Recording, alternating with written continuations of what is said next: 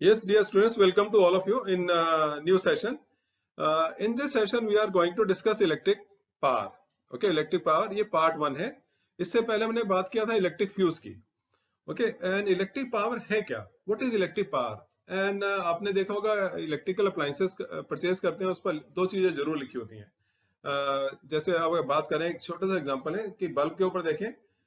Bulb का जमाना नहीं है इलेक्ट्रिक बल्ब का, एलईडी का है ना. एलईडी बल्ब की बात करें सो उस पर लिखा होगा 40 वाट 220 वोल्ट 220 वोल्ट. एंड ये 40 वाट क्या है? What is W here? Okay, what is W here? Watt. So here in this session we are going to discuss electric power of appliances, how to calculate electric power, okay, of a given appliance, and when appliances are connected in series तब electric power में क्या होता है, और जब appliances को parallel में connect करते हैं तब electric power क्या होता है. And this is a very important session for all of you because numericals are asked based on the formula from this chapter. So I'm 100% sure that you are going to enjoy this session. Continue to save water for generations to come. Continue to save electricity also in the interest of nation.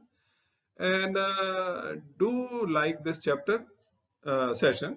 Like का button जरूर press करें क्योंकि हमें मालूम है कि you will like this session. So thanks to all of you. Now move towards whiteboard. Yes, in the last session we discussed about the electric fuse and आप लोगों ने बड़े अच्छे आंसर दिए थे उसमें कि इलेक्ट्रिक फ्यूज क्या है. It is a safety device which protects our electrical appliances from damage. और डैमेज कब डैमेज हो सकता है? Because of short circuit when large amount of current passes through the circuit और because of the fluctuation of voltage, है ना. तो उसमें क्या होता है? Current exceeds the safe limit. Current exceeds the safe limit. Safe limit के बारे में हमने बात करी थी जब हमने रेटिंग ऑफ फ्यूज की. Rating of fuse. So what we are going to do today, तो आज हम बात करेंगे एक नया टॉपिक और which is very very important. Okay, वो आपने पढ़ा होगा कि जब इलेक्ट्रिक बल्ब लेने जाते हैं हम तो बात करते हैं कि पापा ने बोला कि go bring LED. Okay, LED tubelight लेके आओ. So when you go to shopkeeper you ask भैया एक ट्यूबलाइट दे देना. तो क्या क्वेश्चन पूछा जाता है शॉपकीपर से? शॉपकीपर आपसे क्या क्वेश्चन पूछेगा? तो shopkeeper will give you the tubelight और not? No. Before that he will ask you one question, कितने वाट का? कितने वाट का, है ना. तो तब फिर आप फोन करते हैं पापा को, पापा आपने ये तो बताया नहीं कि कितने वाट का ट्यूबलाइट हमें लेके आना है ना, एलईडी ट्यूबलाइट लेके आना है. देन ही सेज कि ओके 20 वाट ले आओ. 20 वाट. तो 20 वाट कहते हैं तब आप शॉपकीपर से कहते हैं कि 20 वाट का एलईडी दे देना. ठीक है ना. ओके, सो ये 20 वाट क्या है? What is what? तो घर आते हैं तो आप कहते हैं कि पापा हम 20 वाट का ट्यूबलाइट ले आए. तो देन फादर सेज कि बेटा ये 20 वाट क्या है? तो आप कहते हैं 20 वाट नहीं मालूम क्या है 20 वाट. तो 20 वाट क्या है? It is power of the tubelight. तो ये 20 वाट क्या है? What do we say? It is power. Okay, और उसके साथ में अगर आप ट्यूबलाइट को देखें तो लिखा होगा 20 वाट और साथ में लिखा होगा 220 वोल्ट. तो ये दो चीजें होती हैं, है ना. तो when these two are combined, these are written on all electrical appliances which we are using. तो इसका मीनिंग क्या होता है ये भी आज हम पढ़ेंगे. ठीक है, इसको भी हम डिस्कस करेंगे. नॉट पढ़ेंगे नहीं, इसको डिस्कस करेंगे. ठीक है. ओके, एंड कोशिश करेंगे कि समय मिले तो एक दो न्यूमेरिकल्स भी करेंगे at the end. And we are going to discuss some important formulae here. इसमें बहुत अच्छे 3 important formulae हैं जिनका यूज होता है न्यूमेरिकल्स में. एंड ये 100% श्योर है कि हर साल एक न्यूमेरिकल इस टॉपिक से आता ही आता है. ओके, शुरू करें? तो शुरू करते हैं और हम शुरू करते हैं इस चैप्टर को थोड़ा सा पीछे 9th क्लास में आते हैं. तो 9th क्लास में आप समझ सकते हैं कौन सा चैप्टर हम लेंगे थोड़ा सा. Yes, Ashish is saying work, energy and power. Work, energy and power. तो पहले हमने 9th में पढ़ा था वर्क के बारे में, फिर हमने सिस्टमैटिक पढ़ा था एनर्जी के बारे में, है ना. And then we discussed power. तो देखिए वर्क क्या है और वर्क के बाद में कैसे it is related to power. तो शुरू करते हैं and I am sure you are going to enjoy. तो जब दो बच्चे हैं, one child A, another child B. Okay, and there ये स्टोन, तो ना यहाँ पर एक स्टोन है, इसको पुश करना है उनको, तो suppose this is of 10 kg and दूसरे पास में भी एक स्टोन है, this is also 10 kg, right. तो दोनों इसके ऊपर फोर्स लगा रहे हैं, तो force applied by first child is 10 Newton, और इसमें भी ये कितना फोर्स लगा रहा है, 10 newton, no. So here when this a boy is pushing the stone, तो ये स्टोन यहां से पुश करके ले जाता है 5 metre, and same way he is also taking stone to 5 metre, okay, 5 metre. लेकिन ये जो 5 मीटर ले आ रहा है, ये 5 मीटर तक उसको पुश कर रहा है, and he is taking only 1 minute. Time कितना ले रहा है ये, time here it is 1 minute, तो ये ले रहे हैं 1 मिनट, और ये जो बॉय है इसको पुश करने में 2 मिनट ले रहा है ना, from position this to this position. So what do you think here, who is doing more work, किसने काम ज्यादा किया, किसने काम ज्यादा किया? तो work done by both of them is same. This answer has been given by Aaram. Aaram ने बोला कि work done in both cases is same, क्योंकि we know that since W is equal to F into D, है ना, displacement होगा ना, yes, force into displacement, तो work done is same, force into displacement.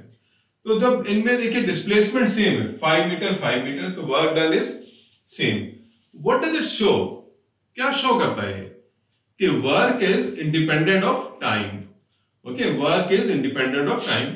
तो इसमें देखिए जबकि इसने 2 मिनट का टाइम लिया, इसने 1 मिनट का टाइम लिया, लेकिन वर्क जो है, work done does not depend upon the time taken to do the work, है ना। तो यहां पे वर्क डन क्या होता है, फोर्स इनटू डिस्प्लेसमेंट। ये हमने किया था 9th क्लास में। Any problem here?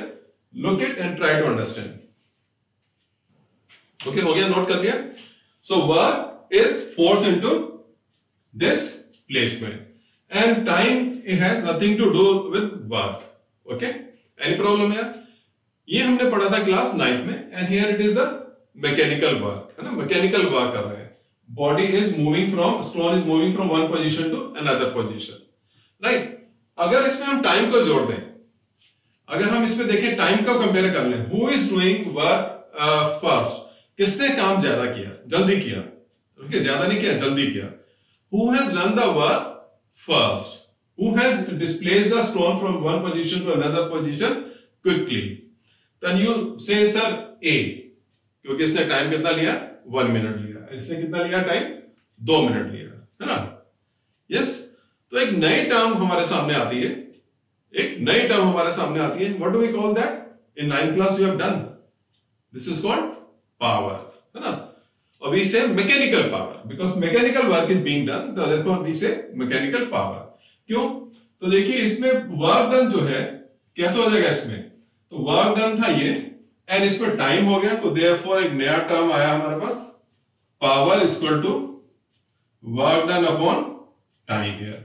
तो मैकेनिकल पावर, यहां बात हम कर रहे हैं मैकेनिकल पावर की, mechanical power equal to mechanical work done upon time. तो दिस मींस यहां हमने 9th में किया था कि पावर क्या है, it is the rate of doing work, rate of doing work. Okay, when we talk about the rate, तो हमने पहले भी डिस्कस किया, तो रेट में हमेशा 2 चीजें होती है, न्यूमरेटर अपॉन डिनोमिनेटर, ठीक है। तो यहां पे वर्क हमने कैलकुलेट कर लिया था, फोर्स इनटू डिस्प्लेसमेंट, और we can say that force into displacement upon time. जब टाइम में कंपेयर करा, किसने यूनिट टाइम में ज्यादा काम किया, तो वो हमारा नंबर 1 है ना, ए बॉय है। तो वी गेट द पावर, तो वी से ए का पावर ज्यादा है इन कंपैरिजन टू बी, तो A is more powerful than B boy. Any problem here? No. Okay, तो now same thing, okay, when we talk about the electrical appliances, तो वहां power का क्या मीनिंग है ना, तो same thing happens there, but वहां पर कौन पुश कर रहा है, here boy is pushing the stone, just try to understand how I am explaining, okay और अगर टॉपिक अच्छा लगे कि अच्छा एक्सप्लेनेशन हो रहा है आपको, तो do press the like button and do share it, because knowledge must be share, okay, and appreciation must be done, and the most difficult job in the world is to appreciate others. Okay, so here A is pushing the stone B. तो यहां पर देखो boy is pushing the stone A from position this to this position. अगर हम electrical work की बात करें, ठीक है, तो वहां पर सोर्स क्या होता है? वहां पर सोर्स क्या होगा?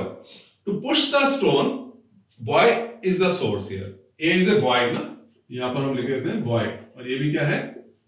boy. तो boy is the source here. यहां पर सोर्स क्या है? boy है.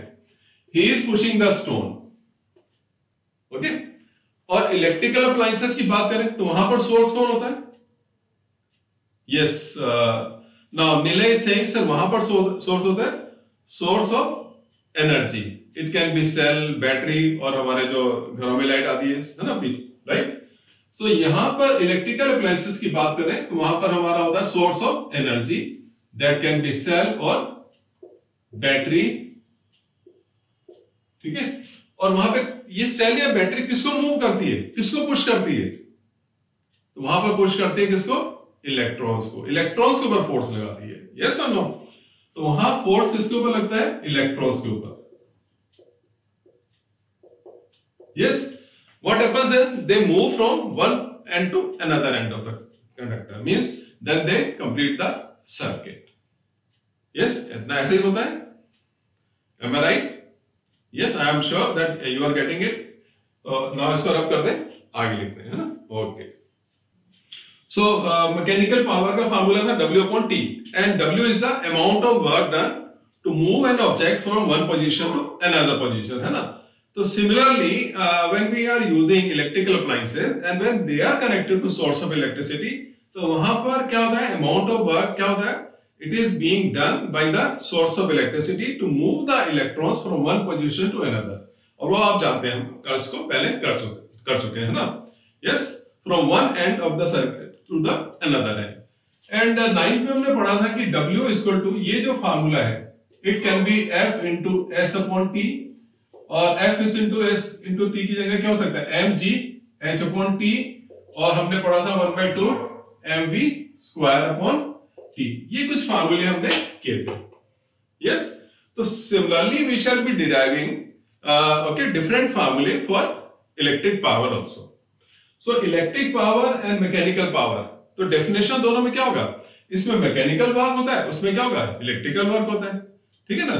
सो इलेक्ट्रिक पावर क्या है? It is the amount of electrical work done in unit time. इसमें भी यूनिट टाइम की बात हो रही है, ठीक है ना? So electric power क्या है? It is the amount of work done in unit time. Which work done? Electrical work done. Electrical work done. That we have done in one session. ठीक है? तो उसमें क्या होता है? यहाँ एनर्जी की बात हो रही है ना, पोटेंशियल एनर्जी, काइनेटिक एनर्जी, ठीक. तो वहां पर क्या होता है? Electrical energy. वहां पे बात हम करते हैं इलेक्ट्रिकल एनर्जी की, है ना? और इलेक्ट्रिकल एनर्जी क्या है? Potential electrical energy. यस, तो शुरू करें. अब शुरू करते हैं इलेक्ट्रिक पावर को. इसको कुछ नोट करना है तो कर लीजिए, इसको रब करते हैं. सो इलेक्ट्रिक पावर का डेफिनेशन हो गया, is the amount of electrical energy consumed in a circuit in unit time. Here electrical energy consumed. Okay, so who is consuming the electrical energy? The appliance which we are using, and the electrical appliance which we are using. It can be electric bulb, it can be LED tube light, it can be electric heater, okay, electric geyser, any appliance जो electricity को use कर रहा है. तो that appliance is using energy, consuming electrical energy, okay, to perform work. और वो energy कहाँ से consume कर रहा है, कहाँ से ले रहा है?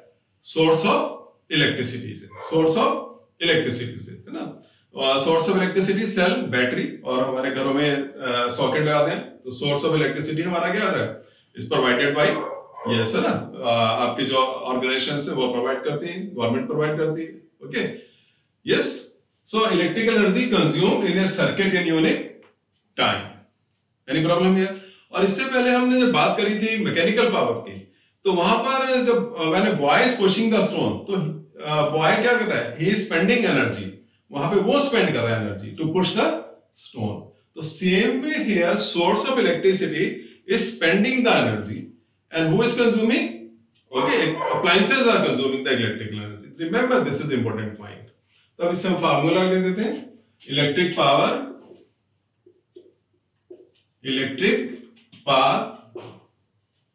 और आप भी अपना फटाफट लिखते रहिए, इलेक्ट्रिक पावर आप भी साथ साथ लिखते रहिए।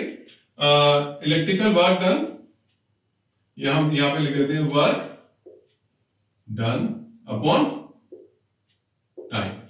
विच work done here? Electrical work done. Electrical work done और इलेक्ट्रिकल एनर्जी कंज्यूम ना पूरा लिख लेंगे, इलेक्ट्रिकल वर्क डन और we can say that electrical energy consumed upon time. Any problem here? No. तो पावर को हम रिप्रेजेंट करते हैं P से, और work done, electrical work done को हमने किया था W से अपॉन T। और अगर आप याद करें तो W को हमने रिप्लेस किया था किससे? किस लेटर से? Electrical energy consume, that E। तो E अपॉन T। Just try to recall. Yes, electrical energy consume किया था हमने E अपॉन T। अब हम आगे चलते हैं, इनके फार्मूले डिराइव करते हैं। तो W क्या गया था जब हम बात कर रहे थे, हीट एनर्जी की बात कर रहे थे, है ना? तो क्या किया, W का फार्मूला क्या किया, कैलकुलेट किया था? Just try to recall. तो वहां पर हमने W या इलेक्ट्रिकल एनर्जी किया था, ओके, किसमें? E equal to, since E equal to V into I into T, ये किया था। Just try to recall.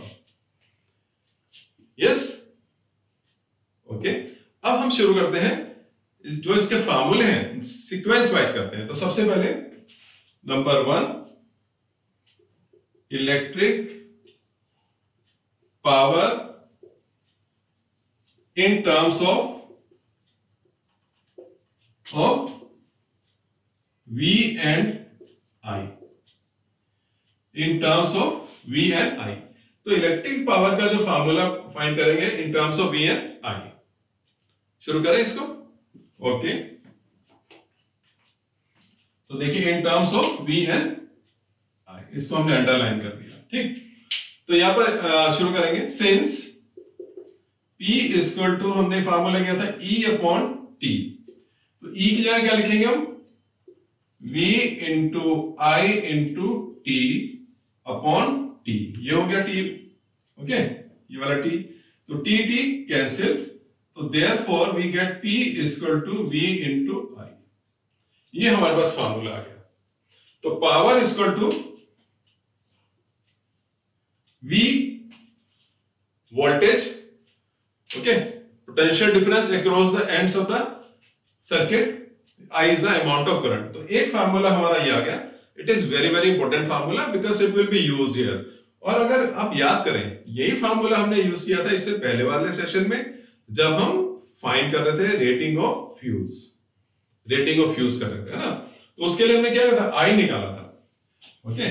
I equal to हमने किया था पावर अपॉन वोल्टेज। यस, याद आया? तो नोट कर लीजिए इसको।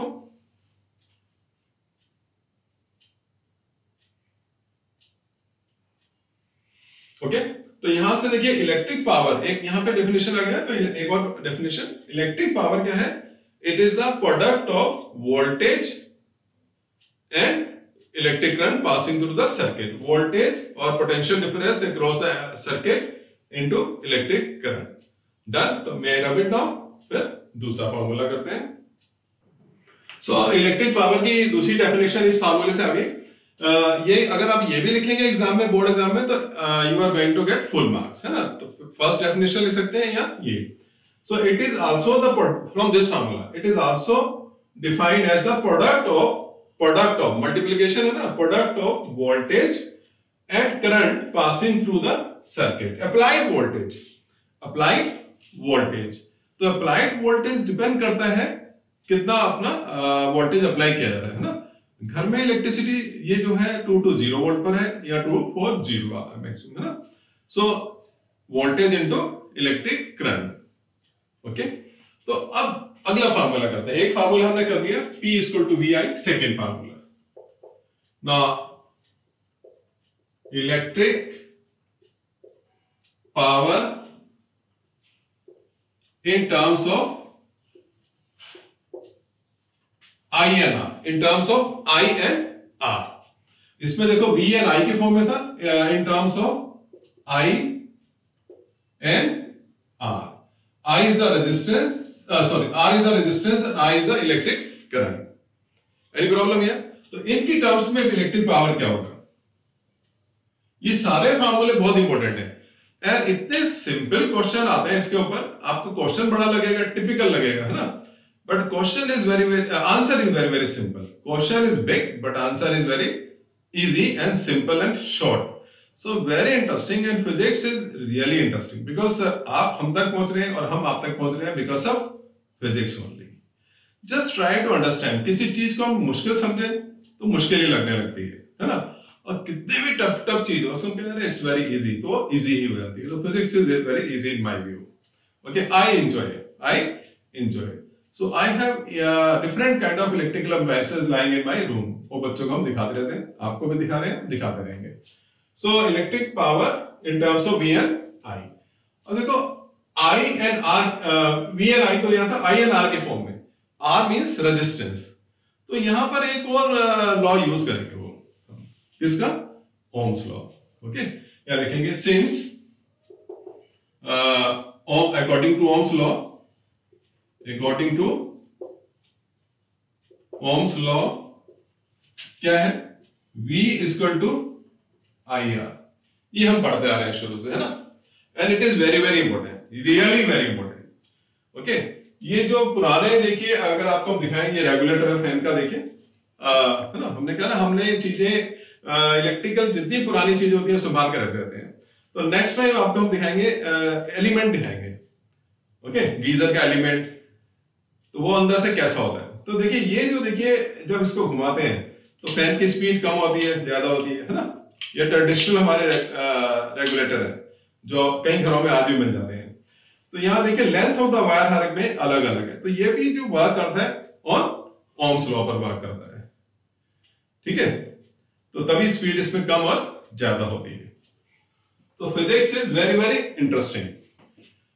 सो V equal to I R, और ये फार्मूला पढ़ा था हमने, since power equal to V into I, power equal to V into I. तो V की जगह क्या रख देंगे? आई आर रख देंगे. तो therefore learn to use the signs. ये इनको यूज करना सीखिए. आजकल बच्चे कम यूज करते हैं बट ये बहुत ही हेल्प करते हैं. It shows that you are an intelligent student. ठीक है, तो therefore P की जगह V की जगह आ जाएगा I R into I, and therefore power will be equal to I square into R. तो ये हमारा देखिए फार्मूला बन गया. तो यहां power is the product of square of electric current and into resistance. Yes, so note down.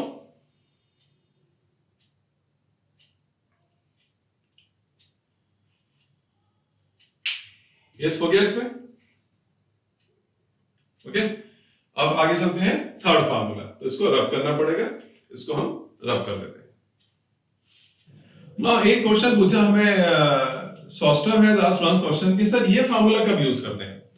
Okay, जरा हमें बताएंगे कि ऐसा कौन सा कॉम्बिनेशन है रेजिस्टर्स का when current is same. Yes, current is same in, सॉस्टर is saying current is same in electric series combination. It is constant, I is constant in series combination. तो ये क्वेश्चन आता है व्हेन टू यूज इट. इसको कब use करते हैं, है ना, व्हेन टू यूज इट. तो यूज होता है सीरीज कॉम्बिनेशन में. It is for series combination. ये किसके लिए है? This is for series combination of appliances. Okay, and इसमें क्या होता है देखिए, P is equal to I square R. तो I is constant here.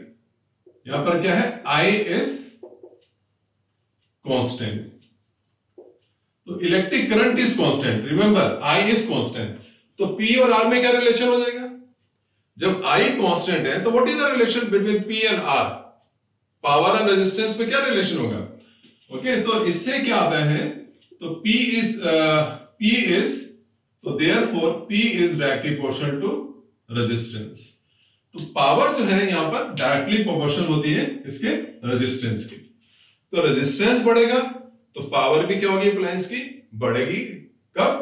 Current जब कांस्टेंट है, current is constant. This is very very important formula और ये आपको सब बुक्स में नहीं मिलेगा। Okay, and it help us to solve the numericals, so note down.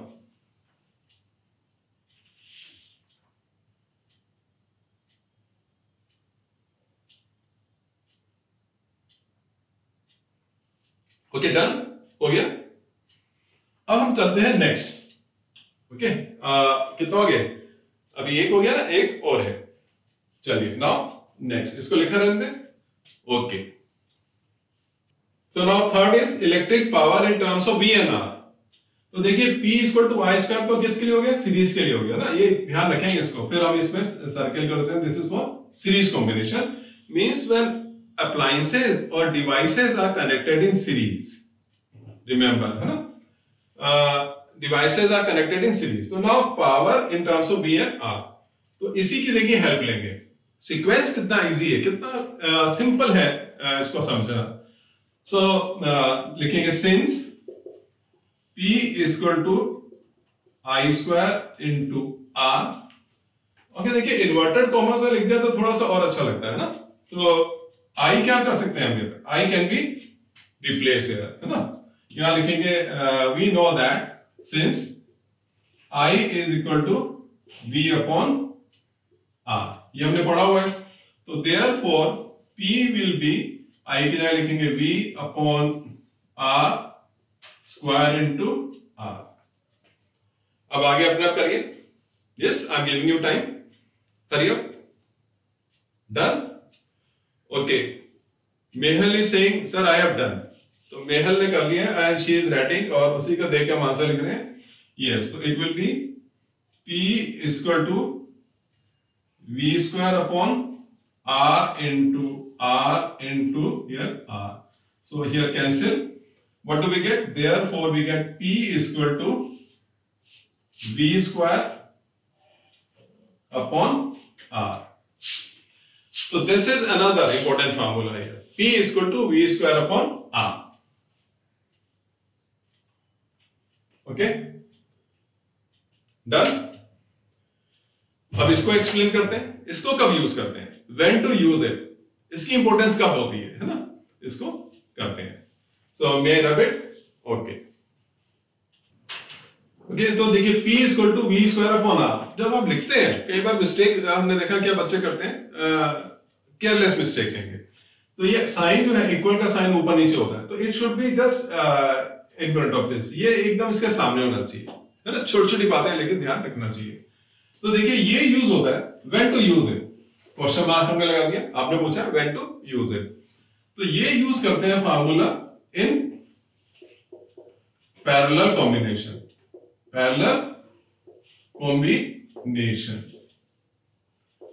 okay, parallel combination means when devices are, words पे ध्यान दीजिए, when devices are connected in parallel combination। तो घर में हमारे जितने भी appliances हैं, है ना, हर रूम में जो सर्किट है, हर रूम में, आपके रूम में अगर 3 इलेक्ट्रिकल अप्लायंस है, एक LED ट्यूबलाइट है, फैन है, ओके, और टीवी लगा रखा है, तो 3 होंगे, तो तीनों कैसे होंगे, पैरेलल में होंगे, तीनों आपके पैरेलल हैं। तो ये पैरेलल कॉम्बिनेशन में हम यूज करते हैं। और जब पैरेलल में होते हैं तो क्या कांस्टेंट होगा इनमें, V स्क्वायर अपॉन R में, दोनों में से क्या कांस्टेंट होगा? Yes, got it. Okay, what is constant here? V is constant. Good. तो this answer has been given by none other than Ashish Pandey. Ashish Pandey से कह रहे हैं सर V कांस्टेंट होगा, ये आपने शुरू में पढ़ाया था। घर में एक फिक्स वोल्टेज आती है ना, electrical appliances are connected in parallel, ये पैरेलल कॉम्बिनेशन में पढ़ा था। तो ये जो फार्मूला यूज करते हैं when devices are connected in parallel, and what is constant here? V। तो यहां पर क्या है? V, applied voltage is constant. Okay, यहां पर क्या है? V is constant. The applied voltage is constant. ठीक, तो घर में भी वोल्टेज कांस्टेंट थे 220 या 240, ठीक है ना। सारे अप्लायंसेस के लिए वोल्टेज यही होती है। This is the advantage. और मिल खूब रहा है, 220 मिल रहा है, जितना आपकी कैपेसिटी है उतना यूज करते रहिए। Appliance according to their need they consume out of 220। समझिए, अप्लायंसेस जो होते हैं दे कंज्यूम, ओके, जो वोल्टेज है अकॉर्डिंग टू देयर नीड। आपके मोबाइल भी काम कर रहा है, बहुत कम इसको वोल्टेज की जरूरत होती है, बहुत स्मॉल अमाउंट ऑफ करंट चाहिए होता है। गीजर भी काम कर रहा है ना। जरा सोचिए, फिजिक्स सोचने का लॉजिकल सब्जेक्ट है, मजे लेने का सब्जेक्ट है। तो V इज कांस्टेंट। तो नाउ V इज कांस्टेंट, तो क्या रिलेशन आया P और R में? Inversely proportional. गुड। तो इसलिए यहां पर क्या होता है, power is inversely proportional to resistance. Power is inversely proportional to resistance when appliances are connected in parallel combination. Yeah, devices are in parallel combination. Okay? Devices are in parallel combination. So this is very very important क्योंकि ये help करता है हमें numerical solve करने में, और इतना simple हो जाते हैं न्यूमेरिकल सॉल्व करना कि पूछिए मत। ठीक, आगे चलें। Yes, any doubt here?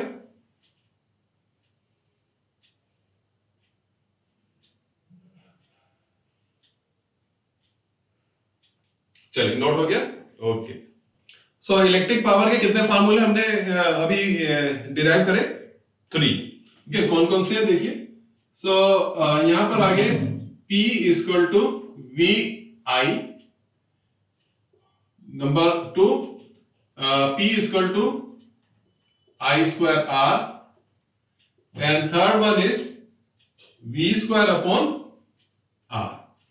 So these are the 3 formulae we have got in power. Okay.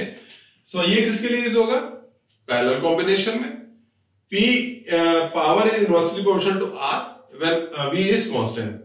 तो रेजिस्टेंस कम होता है ना, तो पावर इंक्रीज होती है, वोल्टेज कांस्टेंट। सीरीज में क्या होता है, I is constant, R is there, है ना, वेरी करता है, तो P is directly equal to R, and ये है P is equal to V into I. Yes, तो वोल्टेज कांस्टेंट हो तो P is equal to P directly equal to I. तो 3 फार्मूले हो गए, एंड इनके ऊपर based again I am telling you questions are asked in board exams. Okay, so numericals इस चैप्टर के, और एक इंपॉर्टेंट टॉपिक जो हमने शुरू में करा था कि बात करेंगे, लेकिन टाइम लिमिटेशन।